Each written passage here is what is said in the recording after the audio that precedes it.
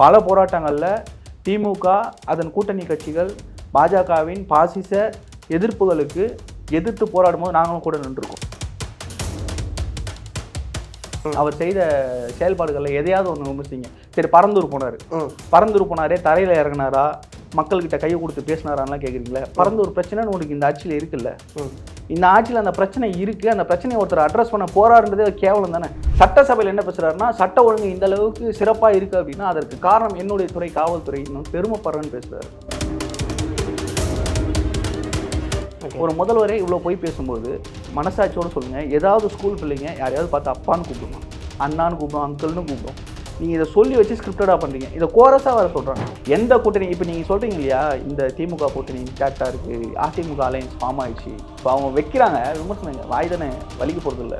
யாரை வேணாலும் எப்படி வேணாலும் பேசலாம். இந்த அப்பான்ற ஒரு விஷயமே நான் திணிக்கப்பட்டதாக ஒன்று பார்க்குறேன். ஓகே, அந்த எதனால் அப்படி பார்த்தீங்க? அந்த ஸ்டார்டிங் எங்கே இருந்து இது ஆரம்பிச்சது நீங்கள் சொல்லுங்கள்.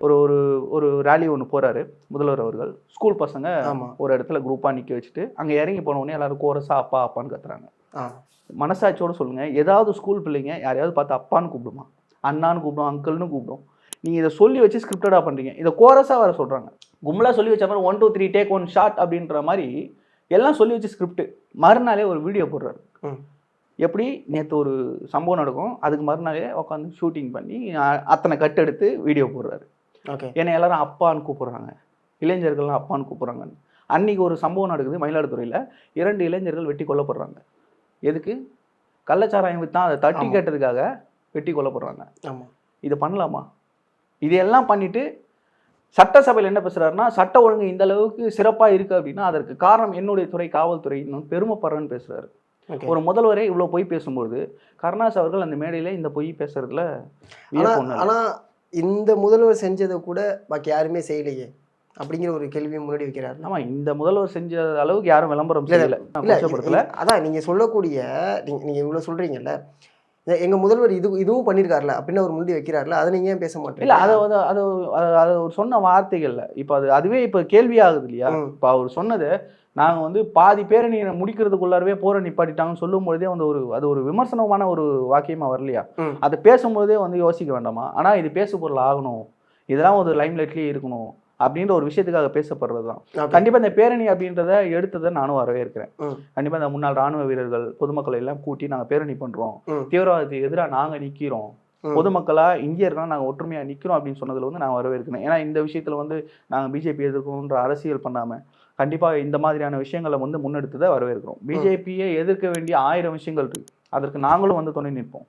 பல போராட்டங்களில் திமுக அதன் கூட்டணி கட்சிகள் பாஜகவின் பாசிச எதிர்ப்புகளுக்கு எதிர்த்து போராடும் போது நாங்களும் கூட நின்றுருக்கோம்.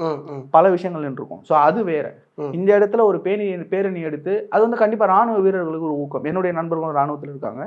அவர்களோட நான் பேசும்போது அவங்களுக்குலாம் ஒரு உண்மையிலேயே மகிழ்ச்சியான ஒரு விஷயம் தான். ஸோ அதை இந்த மாதிரி கொச்சப்படுத்தி, அதாவது இவங்களே பண்ற நல்ல விஷயத்துக்கு இவங்களே கொச்சையும் தேடிக்கிறாங்க. அப்படிதான் நான் பார்க்குறேன். ஒரு விளம்பரம் தேடக்கூடிய பாணியில போய் அதை வேற மாதிரி அவங்களுக்கே பேக் ஃபயர் ஆகுது. இல்லை, திமுக பதறுதுன்னே சொல்றீங்களா? பதறுது.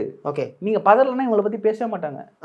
நீங்க எப்போவாவது சீமான் அவர்களை பத்தி இல்லை யாரை பத்தி பேசுவாங்க அப்படின்னா, ஃபர்ஸ்ட் ஆஃப் ஆல் இப்போ நீங்க என் மேல ஒரு விமர்சனம் வைக்கிறீங்க அப்படின்னா கண்டிப்பா உங்களை பத்தி நான் பேசிதான் ஆகணும், பேசாம இருக்க முடியாது. சரி, கரெக்ட் தானே? ஸோ அதனால தானே அந்த பேச்சு முன்னாடி நீங்கள் அரசியல் ரீதியாக வைக்கிற விமர்சனத்துக்கு தனிப்பட்ட தாக்குதல்கள் மட்டும்தான் நீங்கள் வைக்கிறீங்க. இது வரைக்கும் அவர் செய்த செயல்பாடுகளில் எதையாவது ஒன்று விமர்சிங்க. சரி, பரந்தூர் போனாரே தரையில் இறங்கினாரா, மக்கள்கிட்ட கையை கொடுத்து பேசினாரான்லாம் கேட்குறீங்களே. பரந்தூர் பிரச்சனைன்னு உங்களுக்கு இந்த ஆட்சியில் இருக்குல்ல. இந்த ஆட்சியில் அந்த பிரச்சனை இருக்குது. அந்த பிரச்சனையை ஒருத்தர் அட்ரஸ் பண்ண போராடுறதே கேவலம் தானே. ஆட்சியில் உட்காந்துட்டு அதை பேசலாமா? புரியுது. இது கூட தெரியாம உட்காந்து பேசிக்கிட்டீங்க. பரந்தூர்ல ஒரு பிரச்சனை இருக்கு பாஸ், மக்கள் எல்லாம் அதுக்கு எதிர்ப்பு தெரிவிக்கிறாங்க, அதற்கு ஆதரவு கொடுக்க போறாரு.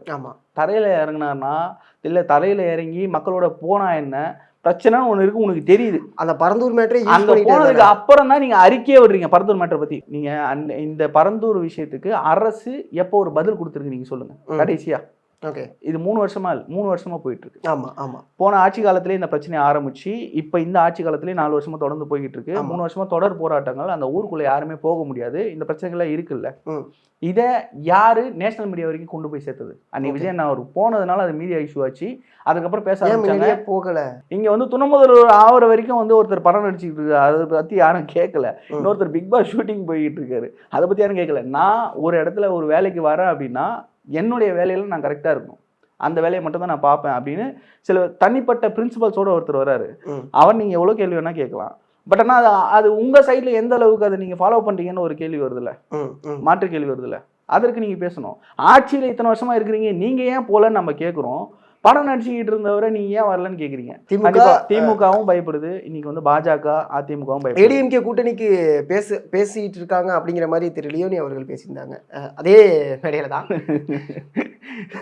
ஸோ அவங்க வந்து எது வேணாலும் பேசுவாங்க. இன்னைக்கு திமுக எதிர்க்க எல்லாருமே பிஜேபி பிடிஎம் இல்ல எல்லாருக்குமே நடக்கும். அது கமலஹாசன் நடந்திருக்கு, சீமான் அவர்கள் நடந்திருக்கு, இன்னைக்கு விஜயண்ணாவுக்கும் நடக்கும். நாளைக்கு வந்து புதுசா யாராவது இருந்தாங்கன்னா அவங்களுக்கும் நடக்கும். திமுக எதிர்த்து ஒரு வார்த்தை பேசிட்டாங்க. உங்களுடைய தலைவரே வந்து அறிக்கை விட்டுருந்தார் இடையில. அதிமுக கூட்டணியில சேர்ந்துருச்சு, இருந்தாலும் திமுக வந்து பிஜேபி டீம் தானே நீங்க சொல்லிட்டு இருந்தீங்க. சரி, ஆட்சியில் இருக்கிறவங்களுடைய இந்த அண்டர் கிரவுண்ட் டீலிங்லாம் வந்து என்னன்றதை அவங்க பேசினாங்க. அந்த வகையில இவங்க சொல்றது தப்பு. நான் உதாரணத்துக்கே சொல்றேன். அந்த வகையில இவங்க சொல்றது தப்பு கிடையாது. ஆட்சியாளர்கள் வெளிப்படையா தெரியுது. நீங்க இவங்க பேசுறாங்க ஏதாச்சும் சொல்றீங்க. ஒரே ஒரு ப்ரூஃப் பேசிட்டு இருக்காங்கன்னு. யாரு? இல்ல அதுதான், அது திரு லியோனி அவர்கள் பேசினதுனால நான் அந்த முன்னாடி வச்சேன். நான் அதுதான் சொல்றேன். இப்போ அவங்க வைக்கிறாங்க விமர்சனம், வாய் தானே வலிக்க போறது இல்லை. யாரை வேணாலும் எப்படி வேணாலும் பேசலாம். எந்த கூட்டணி இப்போ நீங்க சொல்றீங்க இல்லையா, இந்த திமுக கூட்டணி இன்டாக்டா இருக்கு, அதிமுக அலையன்ஸ் ஃபார்ம் ஆயிடுச்சு. நான் சொல்கிறேன் 2026 ஜனவரி வரைக்கும் இந்த கூட்டணி எல்லாம் வந்து ஆடிட்டே தான் இருக்கும், ஷேக்கிங்டே தான் இருக்கும். ஓகே. பாமக இன்னும் எந்த பக்கம் போவாங்கன்னு தெரியும். நேற்று கூட பேசினாரு. எங்களுடைய தலைமையில் தான் ஆட்சி நடக்கும்லாம் சொல்லுவார். எல்லாமே பேசுவாங்க. 2026 வரைக்கும் எழுதி வச்சுக்கிங்க, இந்த கூட்டணி இப்படி இருக்காது, இது மாறும், இந்த மாற்றங்கள் வரும்.